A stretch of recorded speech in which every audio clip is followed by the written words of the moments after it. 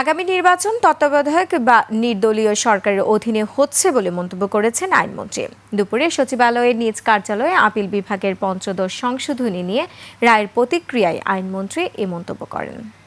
সরকার এটা বিএনপির আন্দোলনের ফসল, সেটা বিএনপির বেগম খালেদা জিয়ার নেতৃত্বে যে সংগ্রাম হয়েছিল সেই সংগ্রামের ফসল ছিল অন্তর্বর্তীকালীন সরকার। সেই কনসেপ্ট থেকে তত্ত্বাবধায়ক সরকার প্রক্রিয়ায় গেছি। 96 সালে বিএনপি পার্লামেন্টে ত্রয়োদশ সংশোধনের বিল এনেছিলেন, এনে নির্দলীয় নিরপেক্ষ তত্ত্বাবধায়ক সরকারের সাংগঠনিক রূপরেখা তৈরি করে দিয়েছিলেন এবং বিএনপি এটার জন্য বিগত 17 বছর ধরে সংগ্রাম করেছে।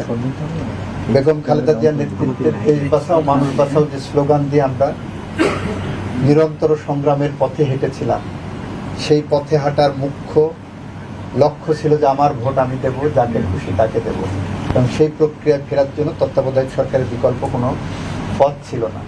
আমরা সেই জায়গাটা রাজনৈতিকভাবে অঙ্গীকারবদ্ধ। সেই সময় তো আইনটা পাশ হয়েছিল তত্ত্বাবধায়ক সরকার হিসাবে, এখন এটা কি তত্ত্বাবধায়ক সরকার থাকবে না অন্তর্বর্তী সরকার? রায় যেভাবে আছে আমরা সেটাকে বিবেচনায় নিয়ে যেটা করলে ভালো হয় সেটাই করব এবং এটা পাবলিক কনসালটেশনের জন্য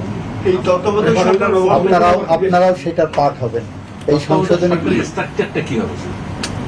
আমরা রায়টা বিবেচনা করে আসুক সামনে, রায়টা দেখি, রায়ের আলোকে রায়ের সাথে যাতে সাংঘর্ষিক না হয় সেইটা বিবেচনা করে এই যে পাবলিক কনসালটেশনে দেবো সব শ্রেণীর মানুষের, সব মতের মানুষের, সব পথের মানুষের সাজেশন নেব।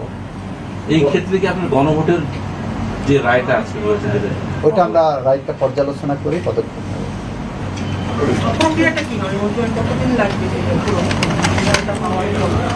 রায় পাওয়ার পরে আমাদের সংবিধান সংশোধন একটা কমিটি হবে, সেই কমিটির প্রক্রিয়ায় আইনি প্রক্রিয়ায় যেভাবে আসে সেভাবে আসবে। এটা তো টাইম ফ্রেম বলা যায় সংবিধানে সরকার ব্যবস্থা হবে ইনশাআল্লাহ। এটা আমাদের রাজনৈতিক নির্বাচনী জাতীয় কমিটমেন্ট। রায়ের 54